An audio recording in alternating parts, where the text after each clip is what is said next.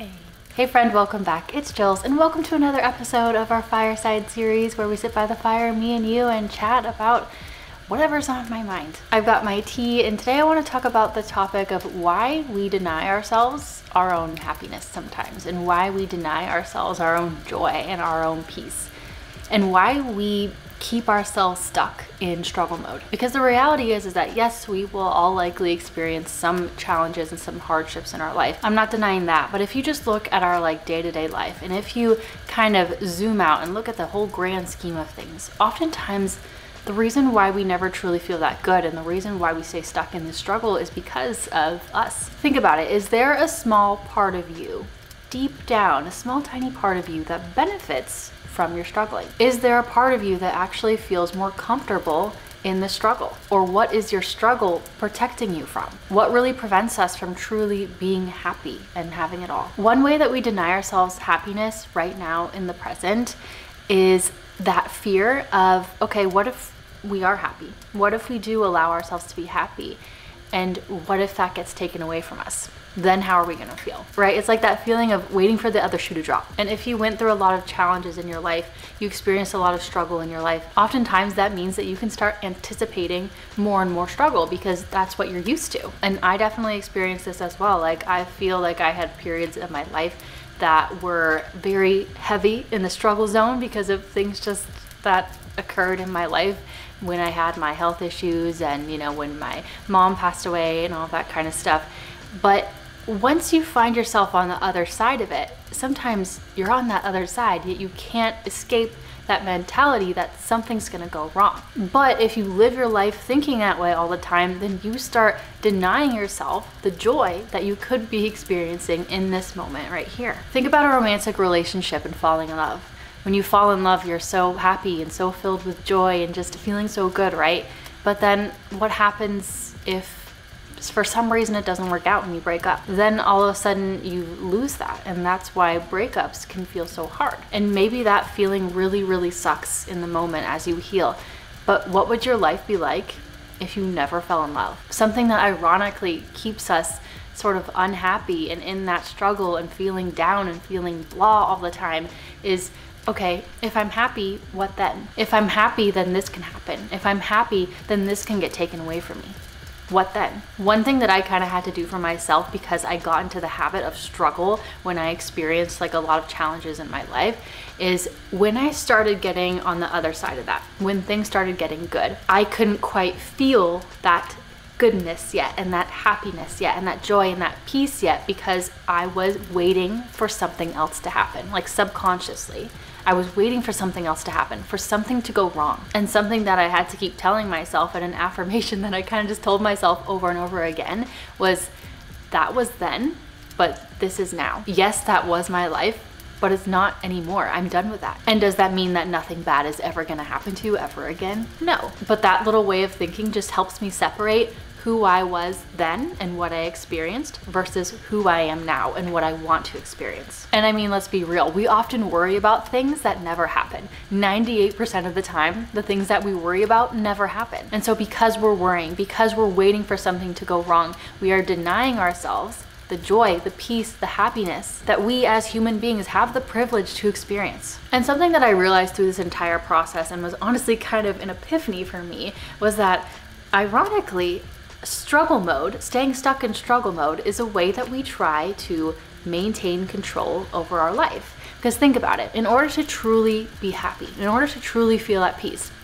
that requires a letting go of control, at least to some extent. And that loss of control can feel really scary, right? What if something bad happens? What if I fall in love and then we break up? But in a weird kind of roundabout way, staying stuck in the struggle almost creates a sense of predictability and stability in our life. And here's the thing about us as human beings in our subconscious mind and our nervous system. If we're familiar with chaos and struggle, even though that chaos and struggle isn't necessarily the most comfortable, a lot of times we're still gonna choose that option because that's what we're familiar with. Because at least in that scenario, we know what to expect. It's like if you've experienced a lot of chaos in your life, or you've had relationships that were very tumultuous and up and down, and you're in a new relationship and it's going good, things are good, it's healthy, healthy, everything is fine. Maybe all of a sudden you start picking a fight over something stupid. Because when everything is going fine, it almost feels weird. It almost feels uncomfortable, or it just feels boring. And it seems really counterintuitive, but that peace and that ease can honestly sometimes scare you a little bit because it's unfamiliar. We start perpetuating these problems, we start perpetuating these struggles because who are we without our struggles? Who are we without problems? Who are we without things to complain about? Who are we without hardships to overcome? Who are we without some sort of chaos or drama happening in our life? If you feel like that is you, The Mountain Is You by Brianna Wiest is like an incredible read. It's one of my favorite books I've ever read. Highly recommend it. But we get stuck in these patterns, right? And have you ever noticed this? Let's say that you are struggling with something. Let's take a random example. Let's say that you've been struggling with your skin and you want it to be clear.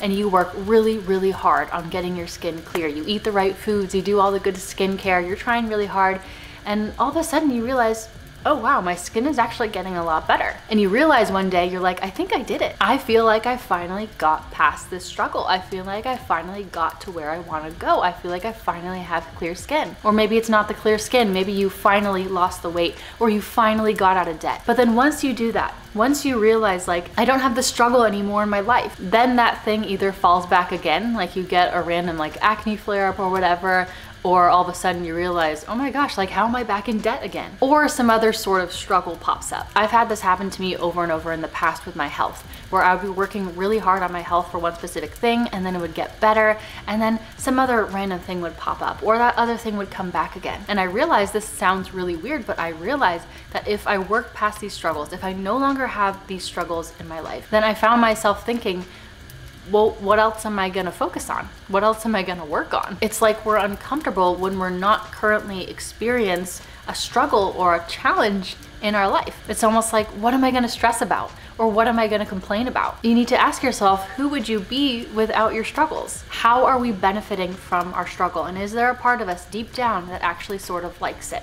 And why? Is there a part of us that likes the struggle in our life because it gives us an excuse for not going after our wildest dreams? Is there a part of us that likes the struggle in our life because that means that we don't really have to be like brave and courageous? We can hold ourselves back and not feel so much shame from it. Or is there a part of us that likes the struggle because it's simply familiar and we just know what to expect? There's a small tiny part in everyone deep down that kind of sort of likes the feeling of pain, that kind of sort of likes the struggle, that almost kind of likes feeling like a victim. But think about it, that's not random. That's not some weird mess up in our body, in our chemistry. What are you gaining from that? Or did someone growing up tell you that life was about suffering, or that life could never be without suffering? Because what happens is we take those messages and we internalize them, and then we start creating a reality to prove those beliefs true. Or do you feel like you have to earn happiness? Like happiness is something that has to be earned through struggle and hardship and suffering. Because if you think that the only way to happiness, the only route there is through suffering, then you will keep denying yourself happiness in the present to experience suffering. If you think that in order to get what you want, or in order to manifest the life you want, or in order to make X amount of money, doesn't matter, I have to suffer for it first, you are denying yourself. True happiness isn't a reward for suffering. Happiness is something that we can allow ourselves to experience simply because we exist. And everything can be shifted. Beliefs, mindsets, stories, they can all be shifted. But it has to be a conscious choice. And keep in mind that our life is just kind of dictated by our habits. If we're not thinking about it, our habits are what's just gonna like lead us on our day. That's just the way that it works. But our emotions become habits as well. Our emotional patterns become habitual states. It's weird to think of it as like an emotion as a habit, but it's true. If you're always in struggle mode, if you're always experiencing emotions of like sadness, anger, blah, apathy, all that kind of like not so great stuff, then those are the emotions you're used to, and those emotions, those emotional states or frequencies become a habit, and that becomes your baseline. And whatever you're used to, whatever is a habit, you'll naturally, subconsciously keep continuing that for the most part, unless you decide to consciously try to change it. Like when your emotional baseline is down here and really good things happen in your life, you might feel really excited, really happy for short periods of time, but eventually you're gonna go back down to your baseline because this is where it is, and we always go back to our baseline. Whereas if your baseline emotional state is up here and more challenging things happen in your life, yeah, you're gonna feel probably some sadness, some anger temporarily, and you're gonna sit at these lower emotional states sometimes, but eventually they're gonna get pushed back up because this is where your baseline sits. All feelings exist at a certain frequency, and we tend to feel most at home when we're sitting in that certain frequency. So maybe we don't like feeling sadness, or we don't like feeling anger, but when we experience those feelings of sadness or anger, that's what we know. That's what we're familiar with. Like, we don't necessarily like anger, but we're like, hey, anger, what's up? You know, or we don't necessarily like apathy, feeling kind of blah, but you know, it's kind of familiar to us. So like, it's not really something that I need to fear. You know, it's like, hey, apathy, I'll just join you, I'll sit here with you. But then when happiness comes along, you're like, oh, hey, happiness, I don't really know you, so let's just like sit here awkwardly together and like kind of just like be awkward. You know what, I'm just gonna go back to apathy because at least I know him. It's like if you have a circle of friends and they all suck, they're all like kind of mean to you and stuff, but you just keep hanging out with them because you don't want to put in the effort to find new ones, and you don't want to have to go through that uncomfortable, awkward process of like trying to meet new people and trying to make new friends. In order to experience joy, in order to experience and receive everything that we desire, in order to experience all the good things that we can as a human being, we have to allow for it. We have to consciously shift our perspective and let ourselves feel that. Let yourself release control to feel that. Remember that to some extent, we create the rules of our own reality. So if you believe that your life is just always going to be a struggle, then that is what you will experience. That is the reality that you will experience. It always feels weird, it always feels uncomfortable when you first decide to choose something else. But in little ways, how can you choose joy? How can you choose happiness? How can you choose to feel at peace? Can you let yourself release the struggle? Can you let it go? I remember I had this moment a few months ago. I got like very lightly annoyed at my husband for doing something. I don't remember what it was. It was something stupid.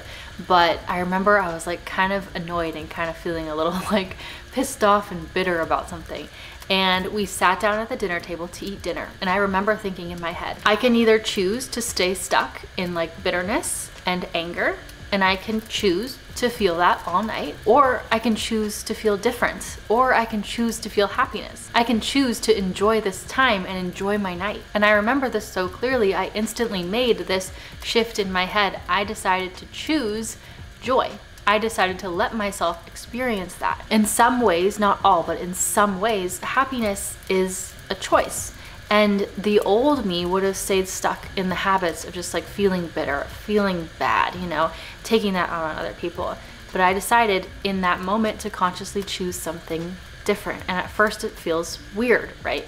It feels uncomfortable because that's how new things feel. But then you allow yourself, you let yourself feel good, and that goodness starts to become your new norm. It starts to become your baseline. This video is not necessarily intended to give you this crystal clear advice on how to fix it. It's more so to bring attention to a pattern that so many of us unknowingly create in our life. And we're self-sabotaging and denying ourselves the reality we dream of. But what if you gave yourself permission to be happy? What if you gave yourself permission to feel at peace? Can you let yourself drop the struggle?